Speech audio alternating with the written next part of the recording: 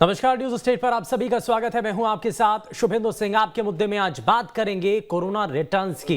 जी हां, रिटर्न्स इसलिए क्योंकि बिलासपुर में कोरोना से एक महिला की मौत का मामला सामने आया। बिलासपुर में 7 महीने बाद फिर कोरोना से मौत हुई है और इसके साथ ही छत्तीसगढ़ के साथ साथ देश भर में कोरोना अब अलग अलग रूप में पोस्ट कोविड इफेक्ट के साथ सामने आ रहा है। जो लोग कोरोना को कल तक की बात समझ रहे थे, उनके लिए आने वाला कल खतरे की घंटी से कम नहीं। और आज चर्चा इसी मसले पर कि कोरोना क्या फिर से नए नए रूप में दस्तक दे रहा है, पोस्ट कोविड इफेक्ट को लेकर जागरूकता कितनी जरूरी है, जुकाम बुखार के मामले इतने तेजी से क्यों बढ़ रहे हैं और आने वाले खतरे को लेकर हेल्थ सिस्टम आखिर कितना तैयार है। समय के साथ क्या आम लोग भी लापरवाह होते चले जा रहे हैं? इन तमाम सवालों का जवाब ढूंढने के साथ में हमारे खास मेहमानों का एक बड़ा पैनल जुड़ने जा रहा है, लेकिन सबसे पहले एक रिपोर्ट आपको दिखाते हैं।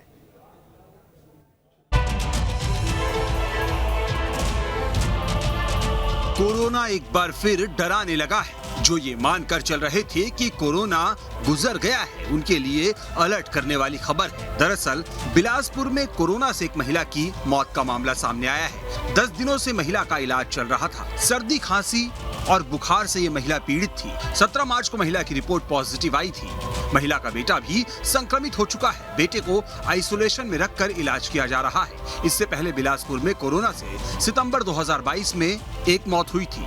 छत्तीसगढ़ में इस समय कोरोना के करीब 8 एक्टिव केस हैं। दुर्ग में 2, रायपुर में 5 और बिलासपुर में कोरोना का एक एक्टिव मरीज है। में कोरोना पॉजिटिव था। वो नेपाल में रहने वाली थी महिला, 40 वर्षीय। उसको निमोनिया की शिकायत में प्राइवेट निजी अस्पताल में एडमिट किया गया। तो वहाँ के डॉक्टरों को डाउट हो तो उन्होंने RT-PCR कराया, वो उसका पॉजिटिव आया।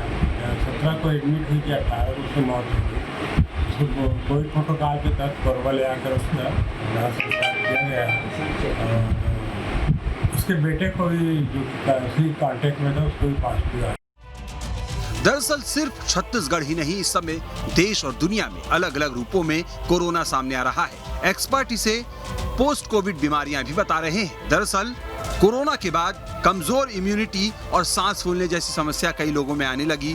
लोगों के हार्ट और फेफड़े पर बुरा असर पड़ा। हार्ट अटैक के मामले काफी ज्यादा बढ़ गए। डायबिटीज के मामलों में भी तेजी से इजाफा हुआ। आए दिन लोग जुकाम बुखार का शिकार हो रहे हैं। H3N2 संक्रमण के मामले अचानक से बढ़ गए हैं। तो ये तमाम हालात बता रहे हैं कि सावधानी अब भी जरूरी है। थोड़ी भी लापरवाही किसी की भी जान पर भारी पड़ सकती है। Team news state.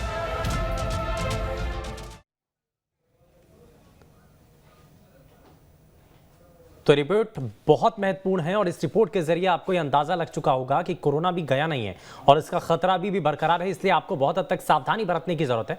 अब वैसे भी न्यूज स्टेट की टीम की कोशिश भी यही है कि आप तक वो सभी जानकारियां पहुंच सकें और इन्हीं जानकारियों को आप तक पहुंचाने के लिए खास और बड़ा पैनल हमारे साथ कार्यक्रम में जुड़ चुका है। जरा सबसे पहले आपको उनसे मिलवा देते हैं। हमारे साथ पूर्व अध्यक्ष IMA के डॉक्टर के जायसवाल जी कार्यक्रम में जुड़ चुके हैं। हमारे साथ रायपुर के हॉस्पिटल बोर्ड के अध्यक्ष डॉक्टर हमारे साथ अनिल जैन जी कार्यक्रम में जुड़ चुके हैं और साथ ही साथ हमारे साथ हेल्थ एक्सपर्ट डॉक्टर विवेक परिहार कार्यक्रम में जुड़ चुके हैं। आयुर्वेद आचार्य डॉक्टर तनुज भीरभान हमारे साथ कार्यक्रम में जुड़ चुके हैं। बहुत स्वागत है सभी डॉक्टर्स का, एक्सपर्ट का। हमारे साथ कार्यक्रम में आप सभी जुड़े हैं, आपने अपना कीमती समय दिया। लेकिन सबसे महत्वपूर्ण ये है कि आखिर कैसे आप चीजों को बदल सकते हैं, क्या क्या चीजें हैं जो कि आम लोगों को समझने के लिए सबसे पहले इस पर नजर बनानी चाहिए। जरा डॉक्टर के जायसवाल सर, आपसे ही ये समझना चाह रहा हूं क्योंकि बहुत सारे दर्शक हैं जो कि मान करके चल रहे हैं कि कोविड का खतरा धीरे धीरे कम हो चुका है या खत्म होने की कगार पर है। लेकिन ये थोड़ा सा भ्रम है क्योंकि वापस से जो मामले सामने आ रहे हैं ये क्या बता रहे हैं और कोरोना वापस कैसे बढ़ रहा है?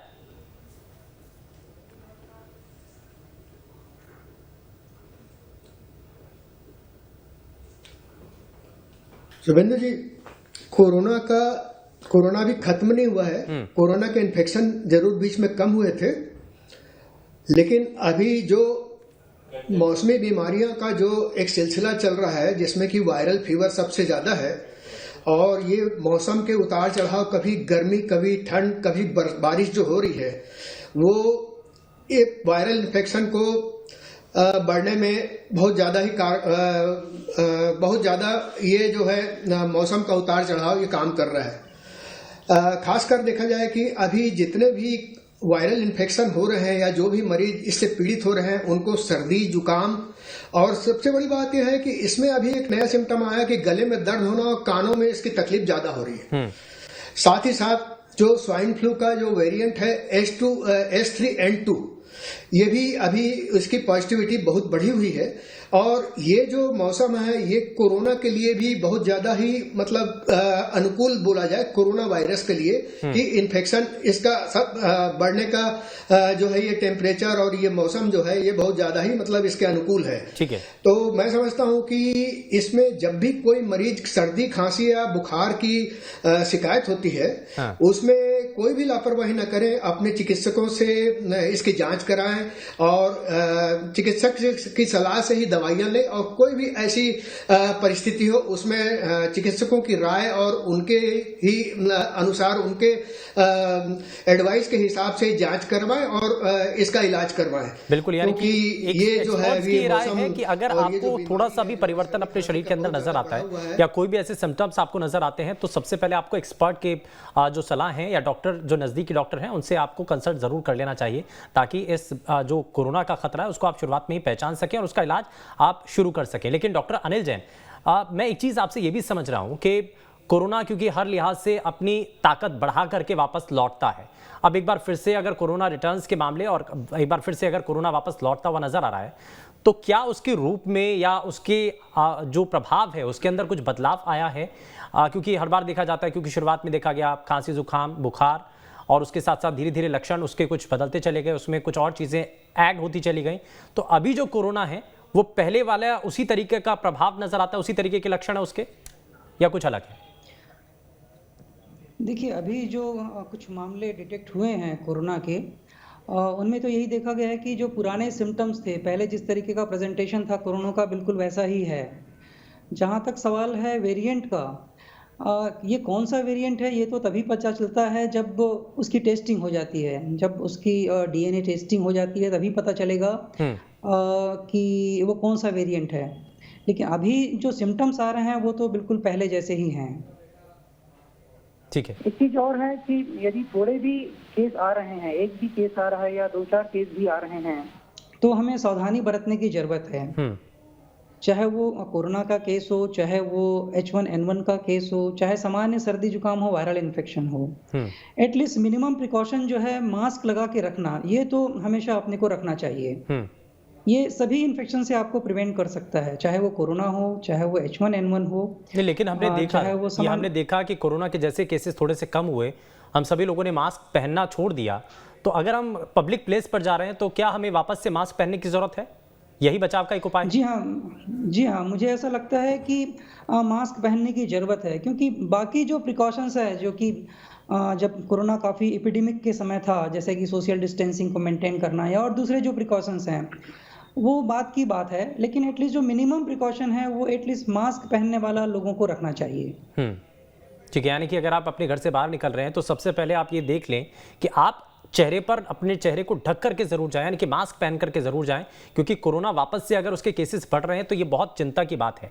लेकिन हम इसको खतरनाक क्यों भी मान रहे हैं? क्योंकि हम उसकी अलग अलग वेव्स देख चुके हैं, कितना नुकसान देश भर के अंदर और पूरी दुनिया के अंदर इस कोरोना ने मचाया था।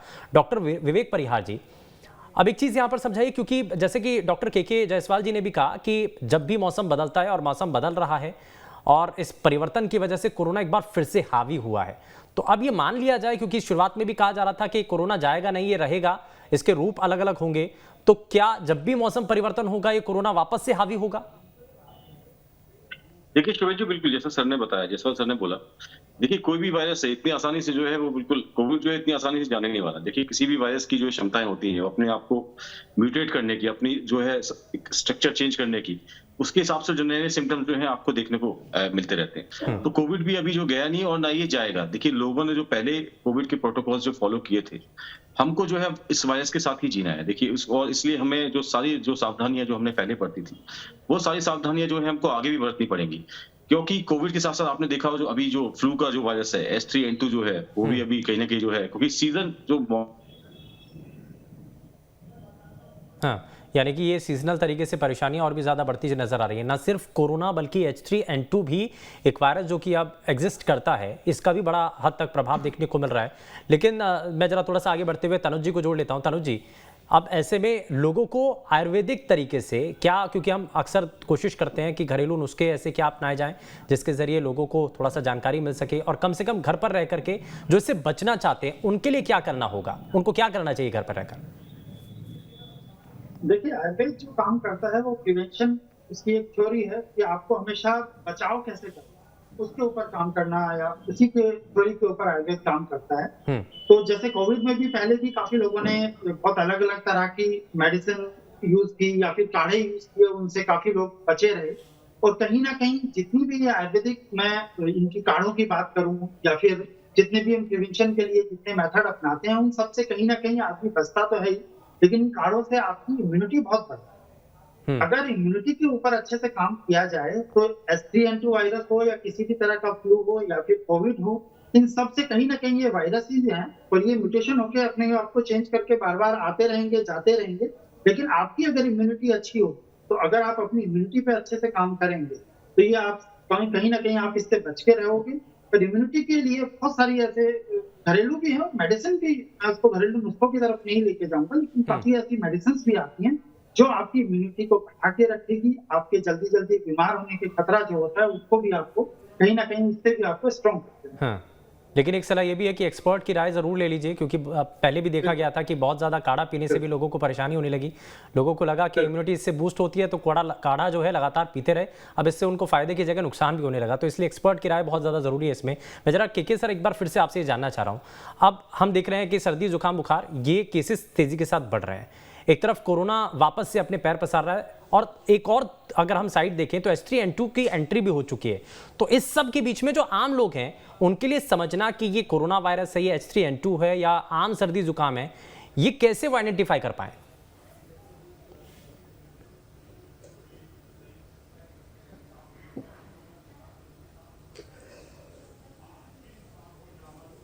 अभी जिस हिसाब से जो सर्दी जुकाम का जो सीजन चल रहा है या मौसम चल रहा है जिसमें कि लोग बहुत ज्यादा इसके शिकार हो रहे हैं, तो मेरा कहना यही है और मेरी सलाह है कि किसी भी सर्दी जुकाम या कोई भी बुखार को हल्के में ना ले, क्योंकि कोरोना जाएगा नहीं और कोरोना के बीच में ही हमें जीना है। और इम्यूनिटी की बात रही तो इम्यूनिटी जो है पोस्ट कोविड इम्यूनिटी बहुत कम हुई है। पोस्ट कोविड इफेक्ट इसके हुए हैं, जैसे कि डायबिटीज, जो ब्लड प्रेशर, हार्ट अटैक की शिकायत जो लोगों में पाई गई है जो कि कोरोना से पीड़ित हुए हैं।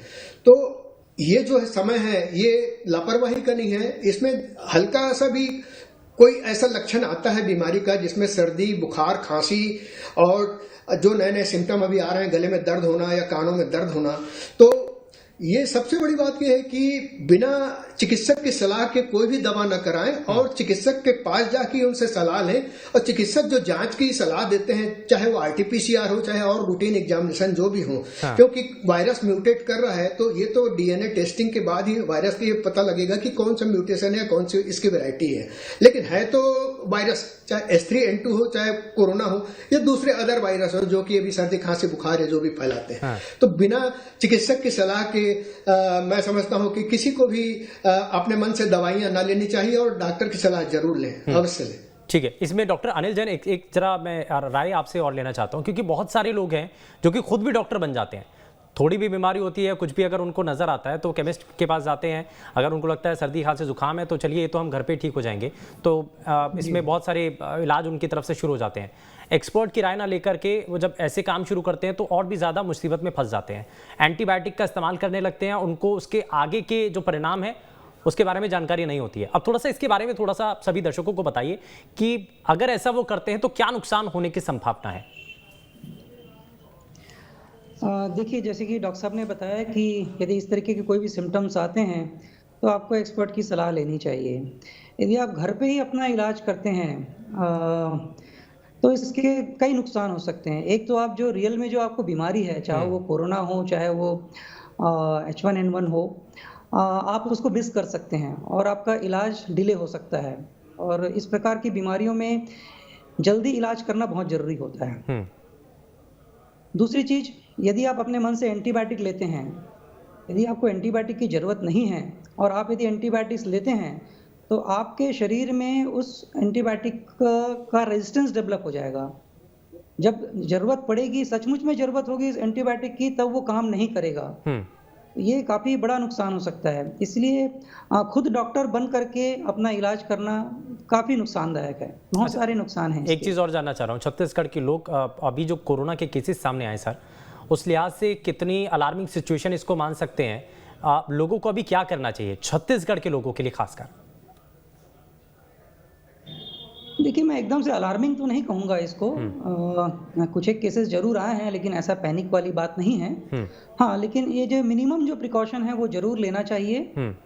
मास्क लगाने वाला जो प्रिकॉशन है वो जरूर लेना चाहिए, और जितनी जल्दी हो सके डॉक्टर को से इलाज अपना कराना चाहिए, और वो जो टेस्ट प्रिस्क्राइब करते हैं वो उसे करा लेना चाहिए, चाहे इसलिए ट्रीटमेंट में देरी ना हो। ठीक है, यानी कि आपको इलाज में दूसरी चीज, यदि आपने कहीं कोरोना का वैक्सीन नहीं लगा है, बूस्टर डोज यदि नहीं लगा है, कई लोग अभी भी ऐसे हैं कि चूंकि कोरोना के मामले कम हो गए हैं तो कई लोगों का मिस हो गया है अभी भी, तो वो उन्हें बूस्टर डोज लगवा लेना चाहिए। ठीक है, बूस्टर डोज अगर आपकी नहीं लगी है तो आपको कम से कम पहले बूस्टर डोज लगवा लेना चाहिए।